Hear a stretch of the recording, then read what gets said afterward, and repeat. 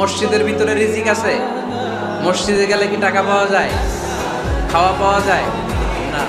খাবার উৎপন্ন করতে হয় মসজিদের বাইরে, এ জমিনে। আল্লাহ ডেকে বললেন, গোলাম যখন সালাত শেষ হয়ে যায় জমিনে ছড়িয়ে পড়ো, মসজিদে বসে থেকো না। আদেশটা কার? সালাত যখন শেষ মসজিদে বসে থাকার দরকার নাই, জমিনের মধ্যে ছড়িয়ে ছিটিয়ে পড়ো।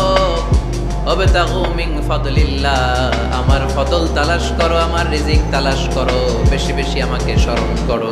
সুবহানাল্লাহ পড়ো।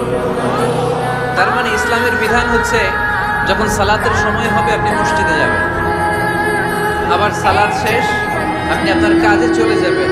when you are done with your salat, spread out to your workplace. কাজ শেষ তো আপনার কর্মস্থলে চলে যান। এটা হচ্ছে ইসলামের নিয়ম।